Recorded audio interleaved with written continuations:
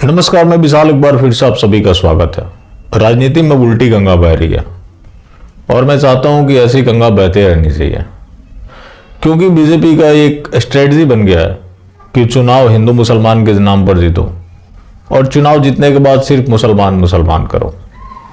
अब क्या होता है कि अगर तुष्टीकरण की बात करें या तृप्तिकरण की बात करें, जो तुष्टीकरण था उसका एक्सटेंडेड पार्ट है तृप्तिकरण। किसी ने इस्लामिक जिहाद को जितना मर्जी फंडिंग की हो, कोई बीजेपी वाला इस चीज को लेकर डिफेंड नहीं कर सकता कि बाकी पार्टियों से भारतीय जनता पार्टी बेहतर है।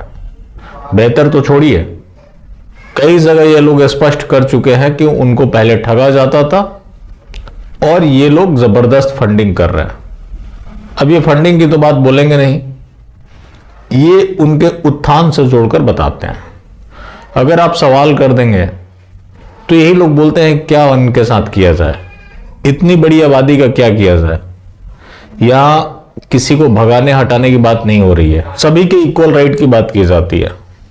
लेकिन ये लोग तृप्तिकरण करेंगे, सारा काम उनके लिए करेंगे। कोई भारतीय जनता पार्टी वाला ये नहीं गिना सकता कि इन्होंने हिंदुओं के लिए कोई काम किया। उसी पर आप सवाल उठाएंगे तो वहां पे इनका एक्सक्यूज होता है कि उनके साथ हम क्या करें। दूसरे कर दे तो उसके ऊपर अपना सर पीटेंगे। तो इस ग्राउंड पर ये लोग अकेले थे, लेकिन अब इस ग्राउंड पर भी इनको चुनौती मिलने लगी है, जो कि बहुसंख्यक समाज के लिए शुभ संकेत है, क्योंकि बातों से बात नहीं बनती और देश चलाने के लिए बतौलेबाजी की जरूरत नहीं होती।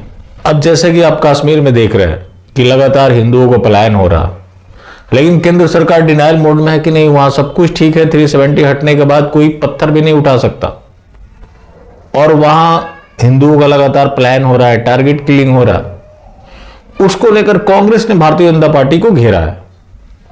कांग्रेस के प्रवक्ता पवन खेड़ा, उन्होंने केंद्र सरकार से मांग की है कि कश्मीर में हिंदुओं के दुर्दशा के ऊपर सरकार श्वेत पत्र जारी करे। आप चुनाव नहीं करा सकते, आप हिंदुओं को प्रोटेक्ट नहीं कर सकते, यही आपकी अचीवमेंट है। और 1989 में हिंदुओं का जो नरसंहार हुआ, उस समय भी भारतीय जनता पार्टी की गठबंधन की सरकार थी और अब भी भारतीय जनता पार्टी की सरकार है। इसके लिए उन्होंने मोदी सरकार से माफी की मांग की है। ये एक शुभ संकेत है कि विपक्ष भी इस ग्राउंड पर इनको चुनौती दे रहा, वरना पहले ऐसा होता था कि इस मुद्दे पर कोई बोलना नहीं चाहता था। और भारतीय जनता पार्टी को आपको पता है 80-20 के नाम पर चुनाव जीता जाएगा और चुनाव जीतने के बाद सबका साथ सबका विकास के नाम पर सिर्फ 20 वालों का काम किया जाएगा। तो ये तो रहे पवन खेड़ा। दूसरा अरविंद केजरीवाल। अरविंद केजरीवाल ने पहले लक्ष्मी जी गणेश जी की नोट पर फोटो लगाने की मांग की। अब उन्होंने प्रधानमंत्री नरेंद्र मोदी को चिट्ठी लिखा है और भारतीय जनता पार्टी अब सेकुलरिज्म की दुहाई दे रहा है। इस डिबेट में सबसे ज्यादा चर्चा में है नरेश बलियान, आम आदमी पार्टी के गिरिराज सिंह।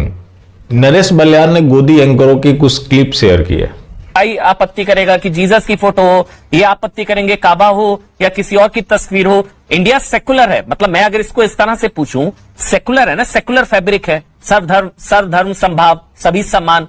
जब इंडिया सेकुलर तो करेंसी कम्युनल, मतलब एक धर्म के आराध्य की फोटो कैसे? आप सवाल समझ रही हैं? सेकुलर है ना हम लोग, तो फिर शादाब को क्या जवाब देंगे हम लोग? एसटी हसन साहब को क्या जवाब देंगे हम लोग? और उन्होंने लिखा कि डॉक्टर अरविंद केजरीवाल ने एक इंजेक्शन में सारे आतताइयों की इलाज कर दी।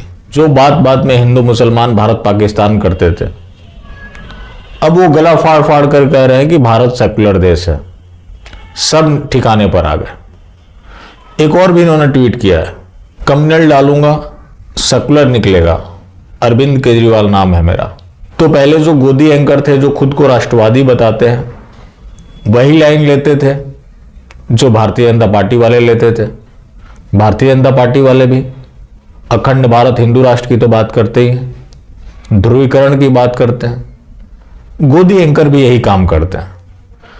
अब ये जो अरविंद केजरीवाल ने स्टंट किया, भारतीय जनता पार्टी वाले भी ठिकाने पर आ गए। अब अरविंद केजरीवाल कम्युनल हो गए और ये लोग सेकुलर हो गए। ये लोग भी सेकुलरिज्म का दुहाई दे रहे हैं। बीजेपी के सांसद रमेश बिदुड़ी, वो बोल रहे हैं कि सेकुलर इंडिया ने अरविंद केजरीवाल को खारिज कर दिया, तो बीजेपी वाले अब सेकुलरिज्म की दुहाई दे रहे हैं।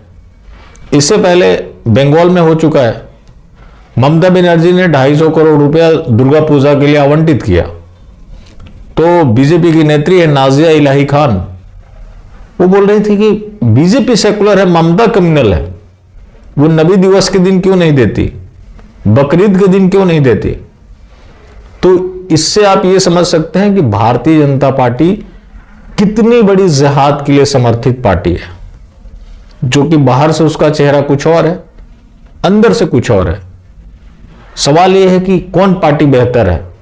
मैं नहीं जानता कौन पार्टी बेहतर है, लेकिन यह जानता हूं कि भारतीय जनता पार्टी सबसे बदतर पार्टी है, जो कि अंदर से कुछ और बाहर से कुछ और विपक्ष इस तरह का स्टंट करता रहा तो इनके चेहरे अभी सामने आएंगे।